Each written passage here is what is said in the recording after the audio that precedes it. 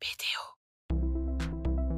Je ne sais pas si c'est qu'en France, mais en tout cas en France, on te met dans des cases. Quand tu as une rencontre humaine, tu n'hésites jamais. Quand tu diriges une entreprise, ou quand tu es dirigeant d'entreprise, tu as affaire à un certain nombre de difficultés. On voit bien que quand il y a une crise, si tu mets tous tes œufs dans le même panier, tu peux prendre un risque plus important.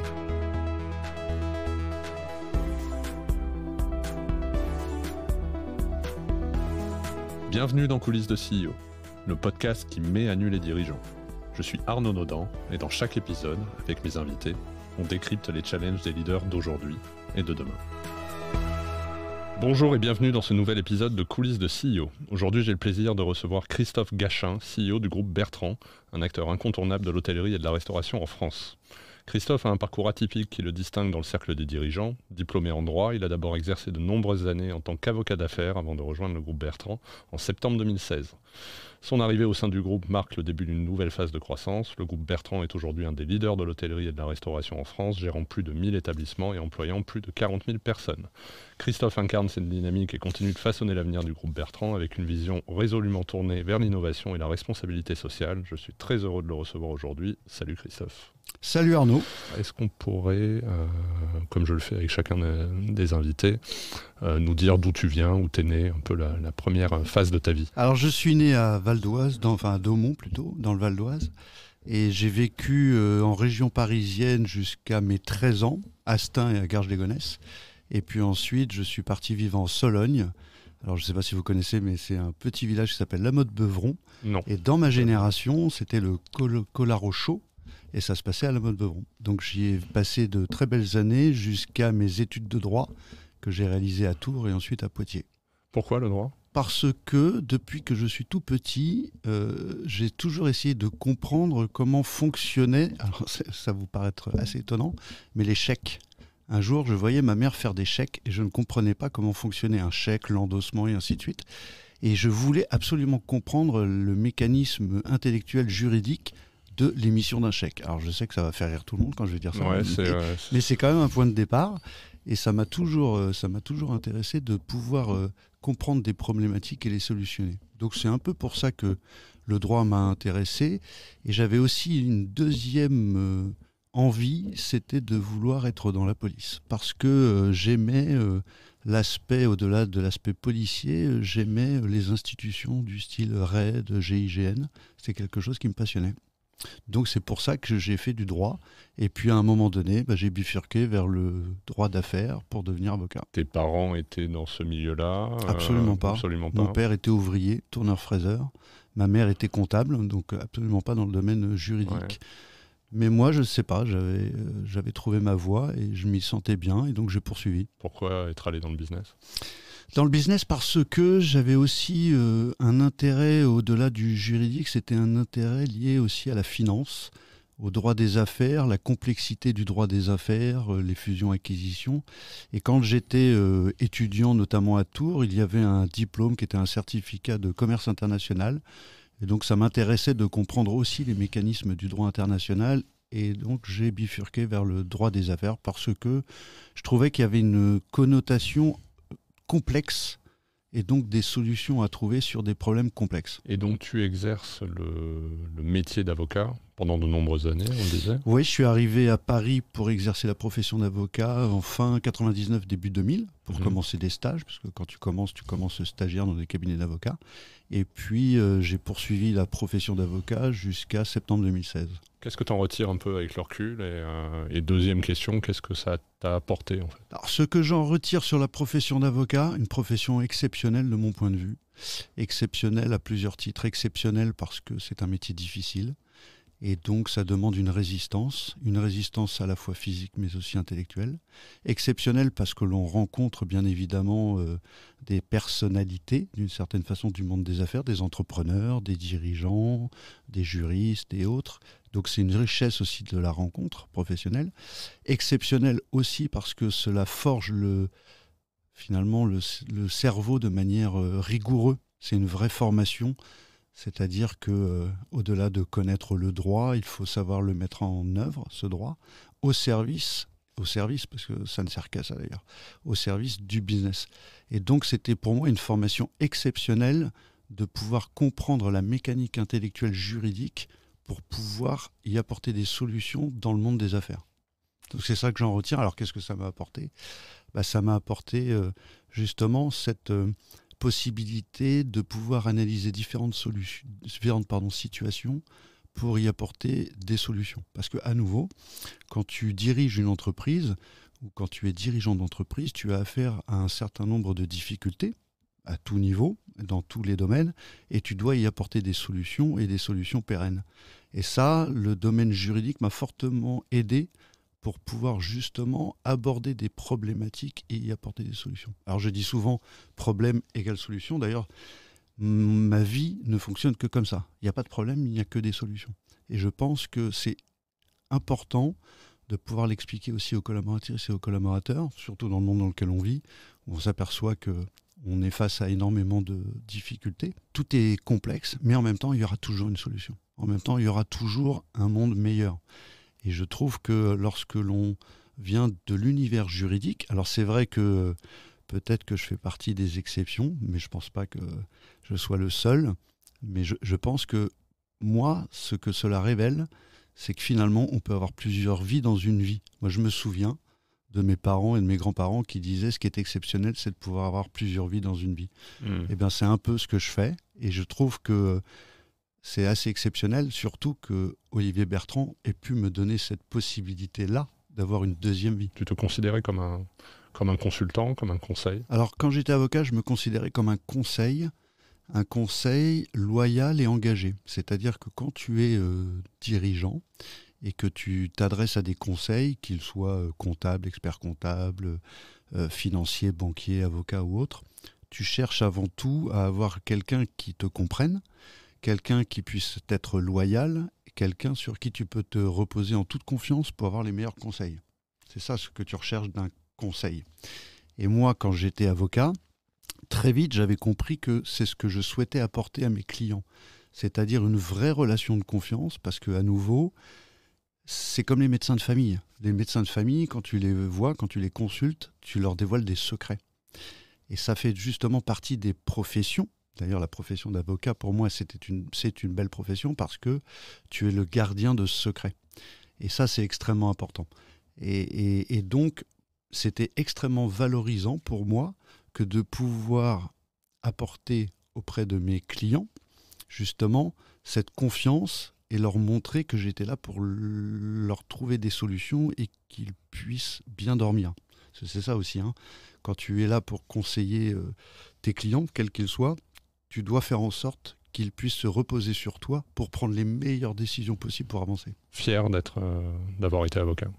Oui, très fier. On a une fierté absolument pas d'avoir été avocat. Au contraire, c'était une très très belle, un bon chemin de vie. Ça va durer quand même plus de 16 ans, donc c'est quand même pas rien dans une vie, surtout une vie professionnelle. Et puis j'y ai passé des jours pleines, hein, c'est-à-dire des journées, des nuits, des week-ends et ainsi de suite. Mais je l'ai fait parce que j'étais passionné.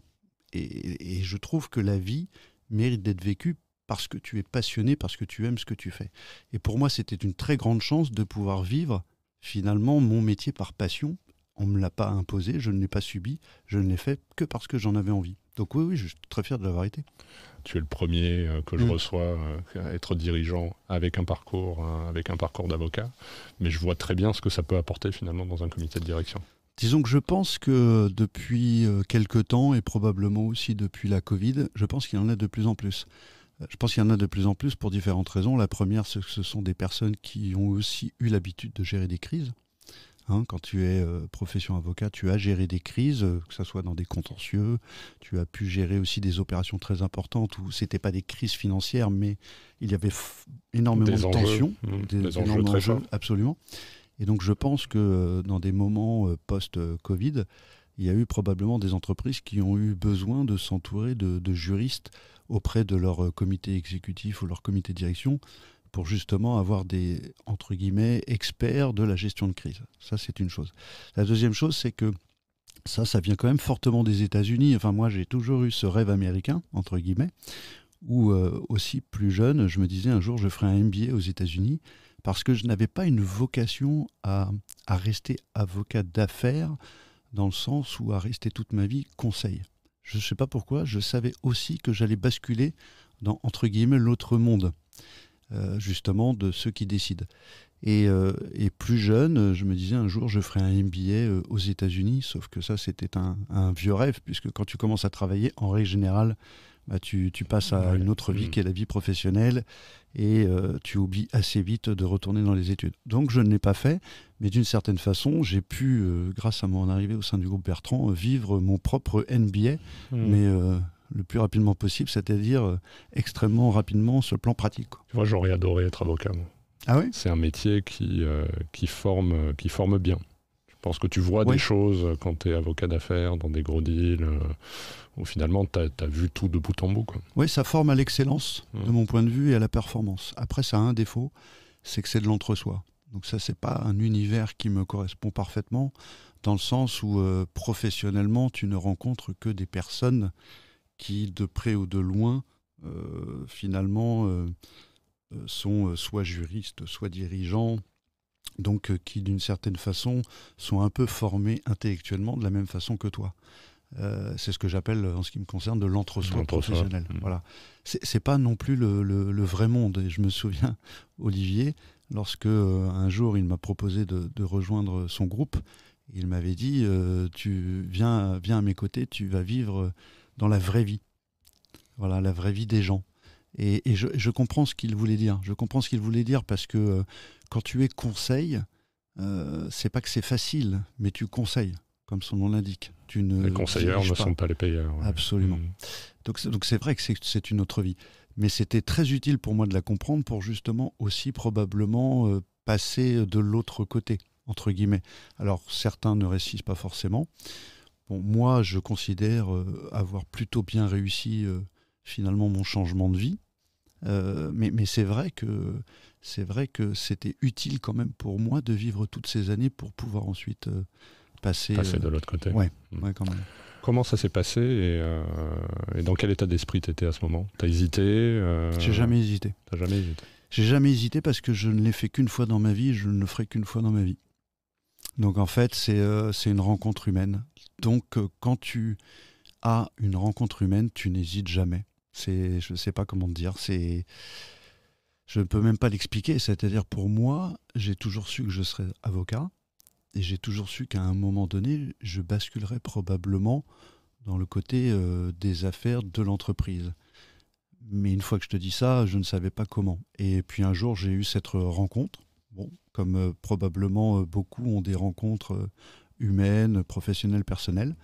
Et puis, après un certain nombre d'années où j'avais pu travailler à ses côtés en tant que conseil, bien entendu, il est vrai qu'il m'a proposé de le rejoindre et j'ai pas du tout réfléchi. C'est-à-dire qu'en 2 minutes, dans ma tête, c'était une évidence. Bon, ça s'explique pas, hein, mais c'était une évidence. Donc non, j'ai absolument pas hésité. Et si c'était à refaire, évidemment, je le referais. Mais je pense que c'est ça aussi la vie. La vie, c'est toujours difficile de prendre des décisions. Tous les jours, on doit prendre des décisions, à la fois personnelles, à la fois professionnelles. Mais il y a quelque chose, en tout cas, quand tu prends des décisions, c'est aussi suivre son instinct. Parce que tout n'est pas parfait, tous les conseils que tu peux recevoir ne sont pas parfaits. Puis à un moment donné, c'est toi qui dois prendre la décision. Et bien celle-ci, elle est aussi quand même liée à ton instinct. Donc toi, tu vas comme ça, tu avais cette rencontre avec Olivier Bertrand, une admiration, un fit Ah oui. Alors un fit indéniablement et une admiration très grande pour ce qu'il a pu créer. Moi, j'ai toujours été fasciné par les entrepreneurs parce que pour moi, moi, quand j'étais avocat, de mon point de vue, j'étais une forme d'entrepreneur, c'est-à-dire profession libérale, et je n'avais qu'une vocation, c'était de pouvoir trouver des clients pour pouvoir justement les accompagner et avec une équipe. Donc j'avais cette volonté d'entreprendre, mais dans le monde juridique. Donc les entrepreneurs m'ont toujours fasciné. Là, il m'a d'autant plus fasciné que c'est quelqu'un alors de très discret, hein, comme moi, et avec des valeurs exceptionnelles qui me ressemblent et donc qui nous rassemblent. Et évidemment, une énorme et une très très grande admiration, mais tous les jours. Alors là, forcément, il l'écoutera ou pas d'ailleurs. Mais oui, très admiratif. Quand tu le rejoins, le groupe représente quoi? C'était le groupe historique, c'est-à-dire le groupe centré sur les grandes brasseries parisiennes, les restaurants parisiens, des concessions, la marque Angelina. Il y avait quelques enseignes, notamment au bureau. Et surtout, c'était au moment où le groupe Bertrand avait obtenu, quelques années un peu plus tôt, mais la master franchise pour Burger King. Et moi, j'ai rejoint le groupe lorsque le groupe Bertrand avait acquis la marque Quick en décembre 2015, à ce moment-là, parce que j'avais accompagné le groupe Bertrand dans l'acquisition de cette enseigne. Et donc le groupe était en pleine, entre guillemets, mutation. Mutation parce que l'acquisition du groupe Quick permettait au groupe Bertrand d'évoluer d'une certaine façon dans les enseignes et de pouvoir acquérir cette enseigne pour continuer à développer la marque Burger King. Donc c'est à ce moment-là que je l'ai rejoint officiellement d'une certaine façon. Pourquoi le groupe a fait ce move stratégique? Tu disais historiquement plutôt de la brasserie parisienne. Pourquoi aller sur Quick et Burger King? Parce que l'objectif, c'était, Olivier m'a toujours dit que la stratégie, et d'ailleurs, je pense, on peut l'employer dans beaucoup de situations, ne jamais mettre tous ses œufs dans le même panier. À juste titre, on le voit bien que quand il y a une crise, si tu mets tous tes œufs dans le même panier, tu peux prendre un risque plus important. Tu me disais tout à l'heure que il faut toujours avoir une aversion au risque. Et quand tu prends une décision, faire attention au risque que tu vas prendre. Bon, là, en l'occurrence, l'objectif était de pouvoir se diversifier dans l'hôtellerie et la restauration. C'est pour ça que le groupe Bertrand est leader de l'hôtellerie et de la restauration en France. Parce que, en se diversifiant toujours dans l'hôtellerie et la restauration, même au niveau des enseignes, tu, d'une certaine façon, élargis ton offre dans la restauration. Et donc aujourd'hui, le groupe Bertrand, qui est à la fois sur le plan hospitality, parce que c'est l'art de vivre à la française, quand même la France est, je pense, le premier ambassadeur du monde sur l'art de vivre à la française, représenté par des brasseries historiques que tu peux connaître d'ailleurs, qui c'est la Coupole, on en parlait juste avant, ou Brasserie Lippe, mais c'est aussi le développement d'enseignes, Burger King ou d'autres, parce que l'idée sous-jacente est de pouvoir offrir à tout le monde toute forme de restauration. C'est magnifique quand même de se dire, je trouve chaque jour de se dire qu'en fait, moi je ne suis là forcément au service d'une entreprise, mais nous sommes là pour vous faire plaisir en fait. Pourquoi ? Parce que je pense que la gastronomie, dans son ensemble, c'est magnifique. C'est le plaisir, c'est la gourmandise au service de tout le monde. Donc c'est génial. C'est la raison d'être du groupe aujourd'hui, c'est affirmé comme ça? La raison d'être du groupe, c'est d'être dans l'hôtellerie et la restauration et de pouvoir servir tous les clients dans toutes les tendances de consommation. Donc de pouvoir te servir une bonne choucroute, comme te servir une bonne entrecôte, comme te servir une très bonne pizza, comme te servir un très bon burger. C'est ça. Quand tu es donc passé de l'autre côté, tu l'as vécu comment en ce moment? C'est difficile parce que, je ne sais pas si c'est qu'en France, mais en tout cas en France, on te met dans des cases. En France, quand tu rentres dans une profession, quelle qu'elle soit, tu es dans une case. Et normalement, tu n'en sors pas. Voilà. Donc, c'est difficile. C'est difficile parce que quand tu as été avocat, tu portes un titre et puis tu as un avocat qui arrive dans une entreprise. Et pour moi, c'était important de ne pas être identifié en tant qu'avocat. Je ne venais pas pour faire du droit. Je n'étais pas là pour faire être directeur juridique. Alors je suis venu pour être secrétaire général au départ. C'était très intéressant parce que ça ne veut rien dire. Et du coup, moi j'ai aimé ça parce que secrétaire général, comme son nom l'indique, il y a secrétaire et puis il y a général. Et je trouvais ça intéressant parce que quand tu arrives dans une entreprise avec cette fonction-là, et cette fonction n'existait pas à l'origine dans le groupe, donc tout le monde s'est dit mais qu'est-ce qu'il vient faire ici? Donc ça m'intéressait parce que je créais à la fois la curiosité et puis tout le monde savait que j'avais été l'avocat d'Olivier Bertrand. Donc ça m'intéressait parce que ça me mettait dans une situation que j'aime, qui est l'humilité et l'écoute. Parce que à nouveau, quand tu travailles dans une entreprise ou dans un cabinet avocat ou dans un cabinet comptable ou autre, c'est très bien d'être humble et modeste. C'est très bien d'écouter. Parce que plus tu vas écouter, plus tu vas te nourrir, plus tu vas apprendre. Donc moi, quand je suis arrivé, je n'étais là que pour résoudre des problèmes. Et quand on me disait, c'est quoi secrétaire général ? En fait, je ne savais pas trop ce que c'était. Je disais simplement, c'est une fonction qui est là pour résoudre des problèmes. Et comme dans une entreprise, il y a une somme considérable, à tout niveau de problème. Ça a finalement assez bien marché. Et puis à ce moment-là, on travaillait sur l'acquisition du groupe Flow, qui n'allait pas très bien. Et puis, il avait fallu, à un moment donné, lorsqu'on a réalisé cette opération, il avait fallu nommer le directeur général de cette entreprise. Et puis, Olivier m'a proposé cette fonction. J'ai trouvé que c'était assez fou, puisque par définition, 6 mois avant, j'arrivais en tant que secrétaire général, fonction que je n'avais pas trop comprise, pour ensuite me retrouver directeur général de groupe Flow. Bon, et en même temps, je l'ai pris comme un challenge. C'est-à-dire, c'est formidable quand quelqu'un vient vous voir et que vous dit « Tiens, j'ai pensé à toi pour ça ».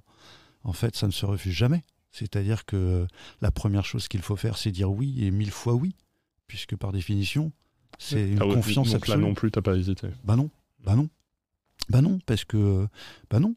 C'est très important de pouvoir avancer avec des projets, de pouvoir avoir des challenges et puis de t'y confronter. Et puis, à nouveau, de pouvoir travailler en équipe. Parce que quand tu es dirigeant et quelle que soit la fonction que tu as dans une organisation ou dans une entreprise, c'est un travail d'équipe. J'étais excessivement bien entouré. Et puis on apprend parce que la vie n'est que ça. La vie, de la naissance jusqu'à la fin, on apprend. En tout cas, je dis toujours... tu seras toujours heureux quand tu apprendras. C'est le jour où tu n'apprends plus que ça ne va plus. Donc il faut en permanence apprendre. Donc voilà, donc j'avais accepté. Et puis progressivement, en fonction des étapes du développement de l'entreprise, j'ai eu différentes fonctions. Et puis à un moment donné, 2 ans après le Covid, est arrivée ma nomination comme directeur général. Mais d'une certaine façon, ça change strictement rien. Ça n'est qu'un titre. Et moi, je dis toujours le titre, je m'en moque. Enfin, je veux dire, quand j'étais avocat, j'avais un titre. Alors, c'était à la fois sympa et puis insupportable. T'es avocat. Alors, c'est vrai que c'était facile. C'est-à-dire qu'en fait, quand on te dit qu'est-ce que tu fais, je suis avocat, tout le monde comprend. Qu'est-ce que tu fais, je suis DG, tout le monde comprend. Mais en fait, c'est pas le sujet. Le sujet, c'est qu'est-ce que tu mets dans cette fonction. Enfin, dans toute fonction, d'ailleurs.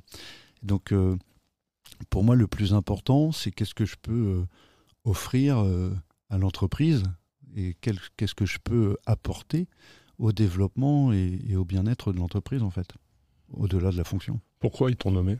Peut-être que j'étais à ce moment-là apte à prendre ce type de fonction, mais à nouveau, c'est pas le titre. C'est-à-dire que je pense que j'étais apte à pouvoir aussi être un peu le chef d'orchestre aux côtés d'Olivier Bertrand, à poursuivre le développement du groupe, pouvoir poursuivre aussi son organisation, parce qu'une entreprise, elle se transforme. On avait eu cette conversation d'ailleurs il y a quelque temps sur l'idée d'une entreprise qui se transforme. Une entreprise, la transformation d'une entreprise, c'est absolument pas temporaire, c'est permanent. Une entreprise doit se transformer, doit évoluer tout le temps.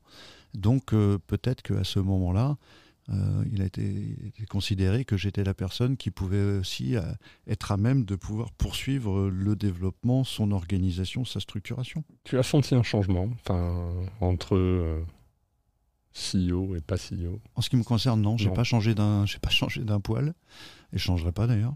Parce que, comme je te le disais, ça ne doit rien changer. C'est vraiment... moi, je pense que... on m'avait dit, quand je suis arrivé dans le groupe, on m'avait dit, de toute façon, c'est pas le titre qui te construit, hein. C'est toi ce que tu fais de ta fonction. Tu vois, je suis tout à fait d'accord. Et à nouveau, tu peux y mettre tous les titres que tu veux. C'est pas pour autant que tu seras performant, c'est pas pour autant que tu seras efficace et humain. C'est véritablement ce que tu fais de la fonction. Voilà. Et alors c'est sûr que c'est peut-être plus facile quand la fonction n'existe pas. Typiquement, secrétaire général, elle n'existait pas. Donc il n'y avait pas de centre de comparaison. On ne pouvait pas savoir si la personne qui était avant moi était mieux que moi, puisqu'il n'y en avait pas. Là, c'est différent. Mais je pense que c'est pas ça le sujet. Le sujet, vraiment, c'est comment tu occupes ta fonction, qu'est-ce que tu en fais. Et de mon point de vue, cette fonction-là, elle n'est pas honorifique, elle ne doit pas l'être d'ailleurs, parce que je dis toujours, moi, à tout le monde, je suis au service des autres en fait. Moi, de mon point de vue, c'est une fonction, certes, indispensable dans une organisation, parce qu'il faut toujours pouvoir guider toutes les équipes vers un horizon, toujours. Mais en même temps, on est au service des équipes. Voilà, moi je pars du principe que je suis au service des autres.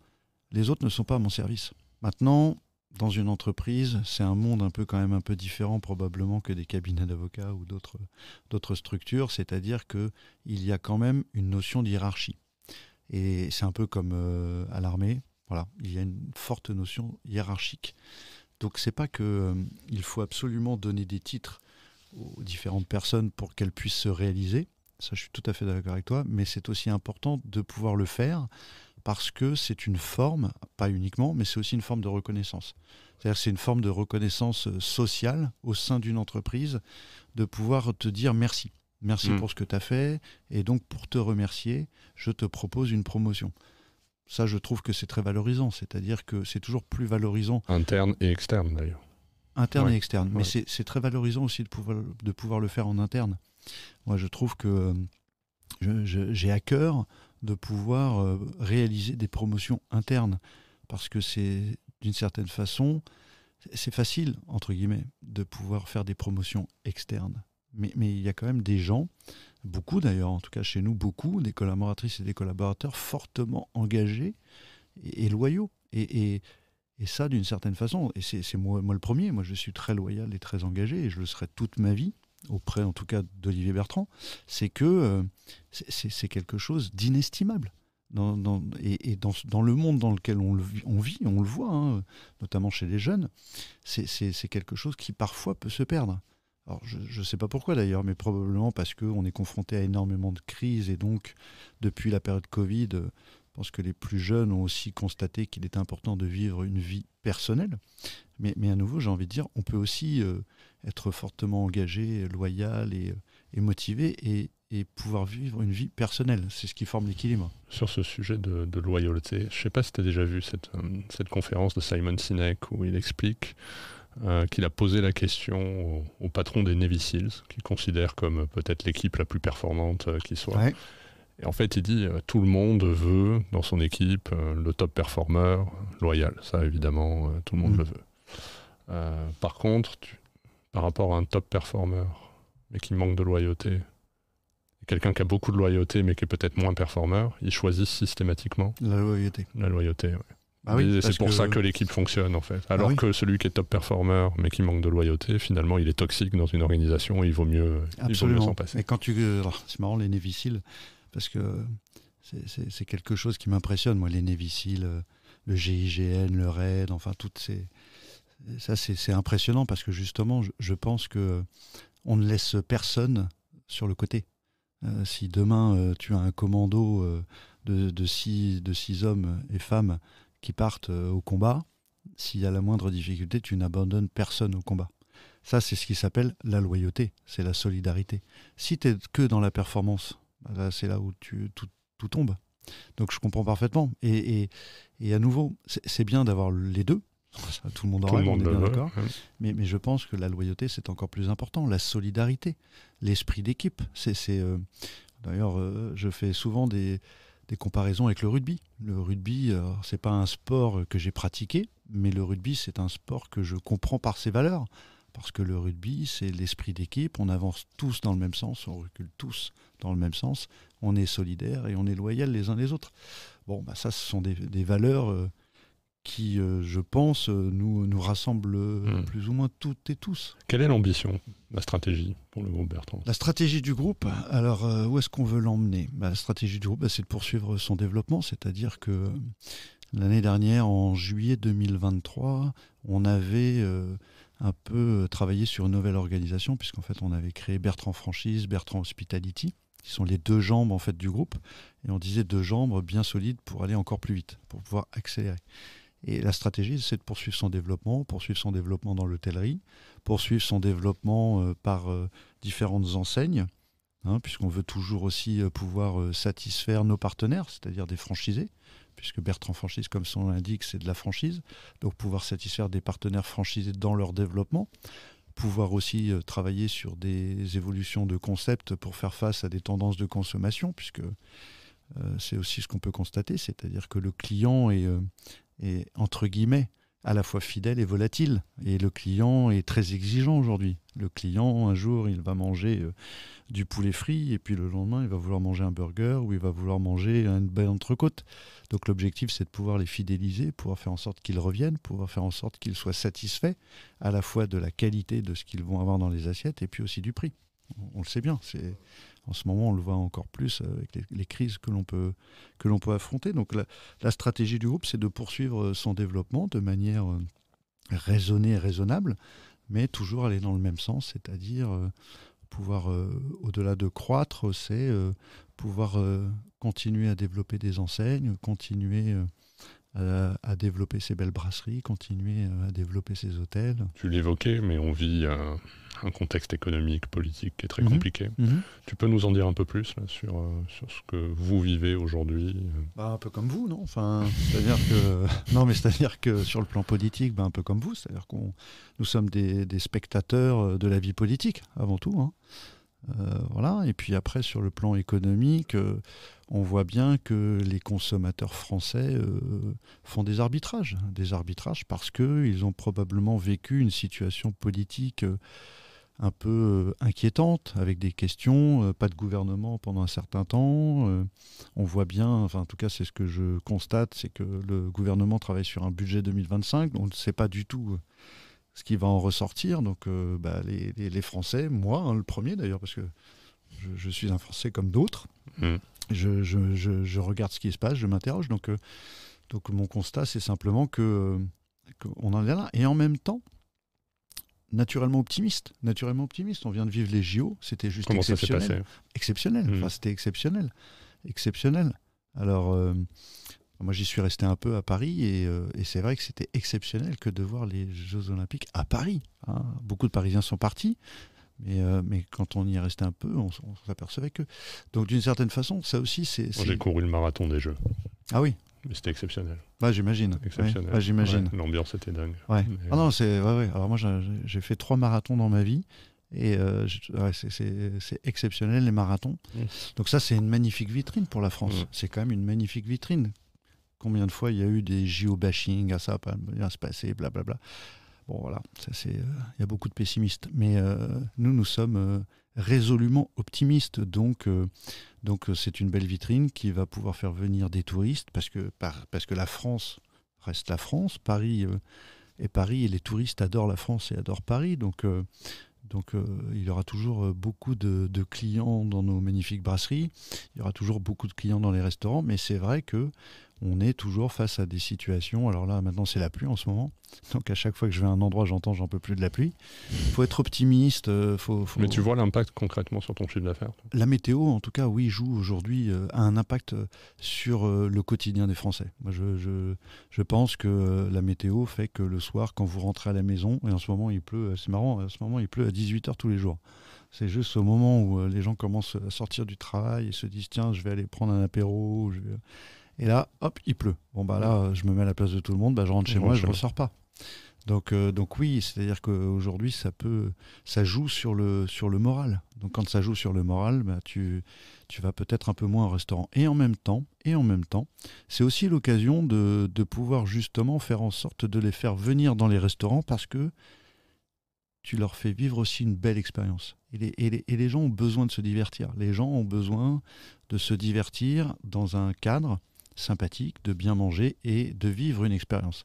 Donc, ça nous oblige aussi à mieux faire. Ça nous oblige aussi à pouvoir faire venir des clients pour qu'ils vivent une expérience qu'ils ne vivraient pas à la maison. Ta journée de dirigeant, elle se décompose comment? C'est jamais la même journée, en tout cas. Ça, c'est sûr. C'est ça qui est beau dans ce métier.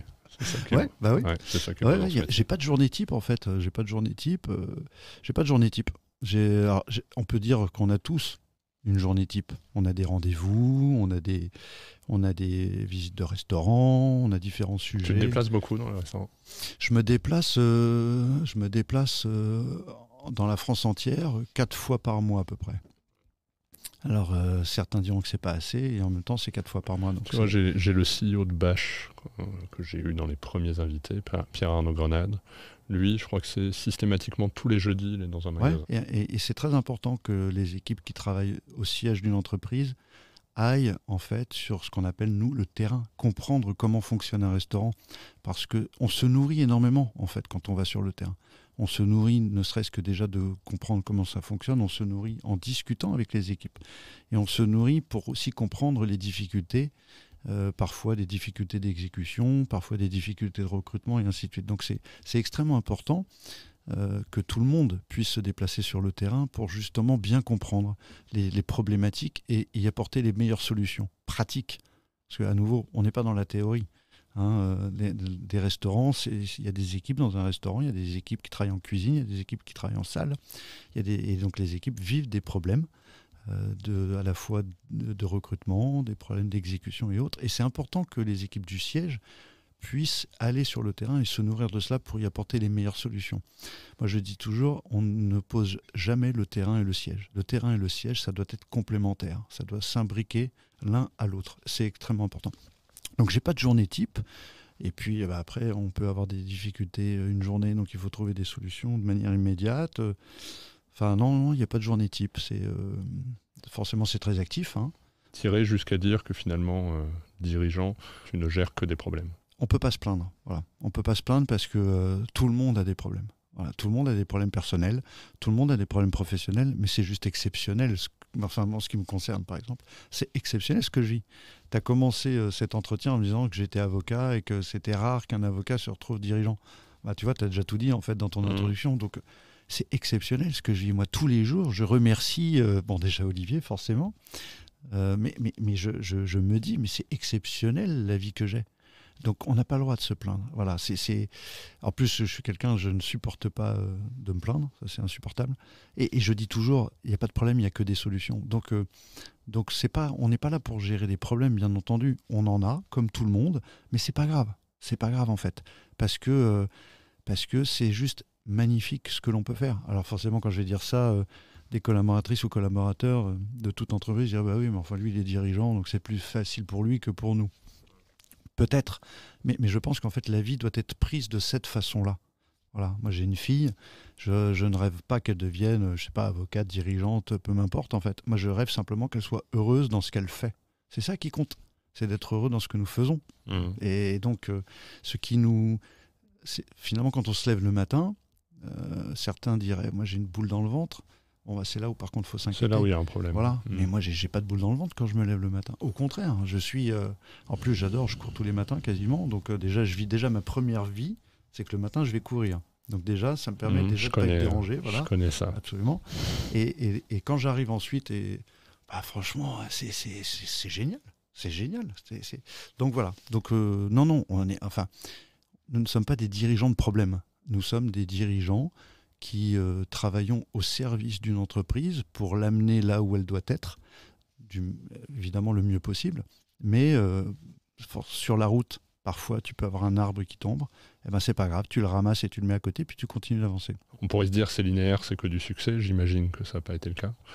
Non, il y a eu des moments difficiles. Il y a eu des moments difficiles. Oui, il y a eu des moments difficiles, oui, bien sûr. Tu vois, est-ce que tu... déjà, tous les jours. Qu'est-ce que tu as connu comme... Alors, quand j'étais avocat, j'ai eu un échec. C'est que je ne suis pas devenu associé dans un cabinet d'avocats que j'admirais. Ça, c'est déjà un échec très difficile à vivre. Je m'en souviendrai toute ma vie. Et en même temps, c'est très utile d'avoir des échecs. C'est très utile parce que c'est comme les entrepreneurs. Les entrepreneurs te diront toujours, à un moment donné, j'ai créé ça, et puis je me suis planté, et puis c'est pas grave, je continue. Et puis, le principal, c'est d'apprendre de tes échecs. Et donc, mais tous les jours, même en tant que dirigeant, j'ai des échecs. Il m'arrive de prendre des décisions, d'aller dans une voie où j'échoue. Mais c'est pas grave en fait. C'est pas grave parce que le plus grave, c'est de t'entêter à échouer.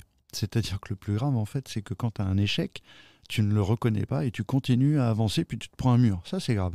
Par contre, quand tu as un échec dans ton quotidien ou dans ton métier, quoi que ce soit, certes, c'est difficile à digérer, mais c'est bien. Parce que ça te remet entre guillemets à ta place. C'est-à-dire que déjà, nul n'est indispensable. Ça, c'est aussi une règle fondamentale. Je suis indispensable de rien en ce qui me concerne. Par contre, j'ai à cœur de bien faire les choses. Et puis, de temps en temps, je vais dans une direction qui n'est pas la bonne, et c'est pas grave, je corrige la direction, et puis je vais plutôt dans une autre direction. Donc des échecs, oui, j'en ai eu quand j'étais avocat, ne serait-ce que déjà quand tu fais des appels d'offres et que tu n'obtiens pas le client que tu as souhaité obtenir. On connaît ça. Bon, voilà, je pense que c'est ton premier échec, c'est-à-dire... Toutes les professions libérales, tu donnes tous les tout, entrepreneurs, voilà, quand tu gagnes pas un et puis tu client. dis, mais mince, je ne l'ai pas eu. Alors au début, tu dis, ah bah oui, c'est normal, j'étais trop cher. Et puis peut-être que c'était pour une autre raison, parce qu'il n'y a pas eu le fit avec le client, le prospect en l'occurrence, ou parce que tu n'as pas été bon, tout simplement. Eh bien, c'est pas grave. En fait, tu te relèves le lendemain et tu te dis, c'est pas grave, je vais continuer. Le métier d'avocat, c'est ça. Moi, je disais toujours, chaque année, tu repars d'une page blanche. Donc, il faut tout recréer. Et ça aussi, c'est dur, mais c'est tellement bien. C'est tellement bien parce que tu te remets en question en permanence. Quand tu es dirigeant dans une entreprise, tu dois te remettre en question tout le temps. Tu dois douter. Si tu commences à avoir que des certitudes, à un moment donné, le problème, c'est que tu vois plus comment ça se passe.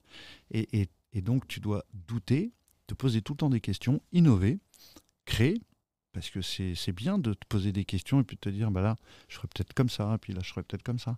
Donc, des échecs, c'est permanent. Je pense qu'on en a tous. Il faut simplement reconnaître que tu en as et puis apprendre à nouveau tes erreurs. Moi, je dis toujours, tu fais jamais la même erreur 2 fois. Si tu fais la même erreur 2 fois, c'est qu'il y a un truc que tu n'as pas compris. Probablement parce que tu as mal écouté, probablement parce que tu n'as pas regardé. Donc ça, il ne faut pas te voiler la face. Tu vois, il faut toujours quand même avoir cette lucidité pour admettre de te dire que tu as une erreur. Et moi, je dis toujours, on a tous le droit de se tromper. Nous sommes des êtres humains. Nous ne sommes pas, heureusement, encore de l'intelligence artificielle, donc des machines. Donc on a le droit de se tromper. Je trouve ça intéressant, ce que tu dis sur le métier d'avocat. Et faut que j'arrive à sortir des projets où j'arrive à marger, à payer mes coûts fixes. Enfin, c'est des professions qui finalement sont des professions d'entrepreneurs. Sauf que c'est pas valorisé de la même manière qu'un entrepreneur ou une entrepreneuse qui crée une entreprise. Bien sûr, mais c'est tout autant valorisant. Et à nouveau, chaque personne, je pense, justement dans ces situations de profession libérale, est son propre entrepreneur. Donc tu en fais un peu ce que tu veux. Mais c'est un état d'esprit qui est important à avoir, parce qu'à nouveau, quand tu es une profession libérale, tu es là au service de clients, mais des clients que tu dois trouver. Et moi, quand j'ai commencé le métier d'avocat, toujours je me suis dit, j'aurai des clients.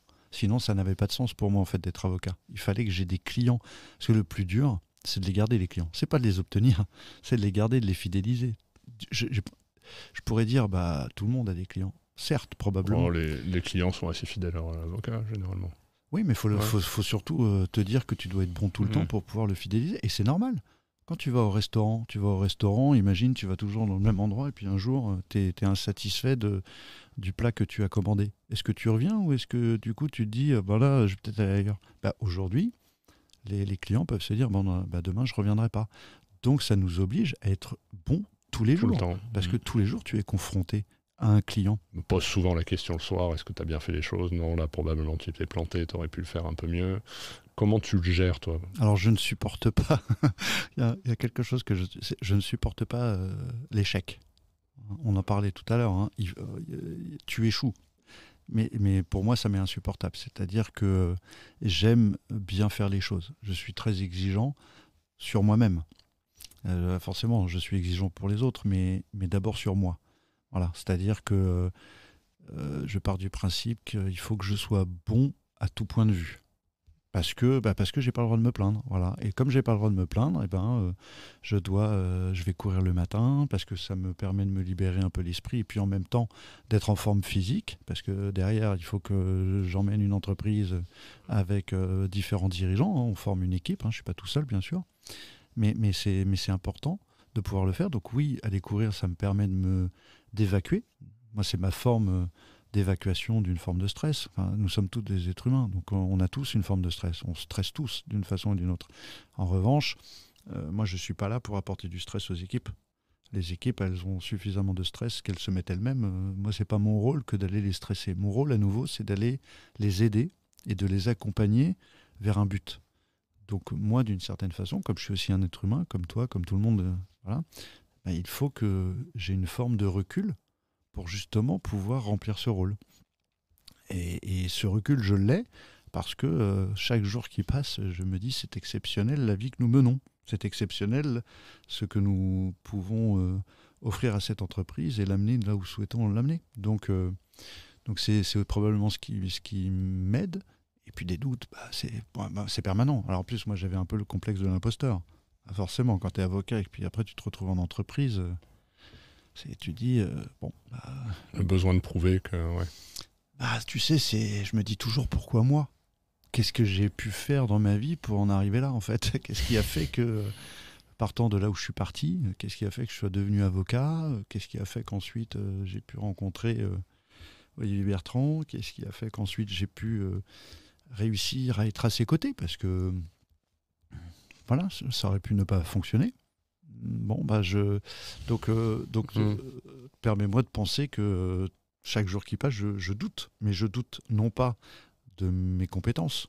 Je pense que je dois en avoir. Mais je doute probablement de la manière dont je peux agir. Et puis j'écoute tout le temps.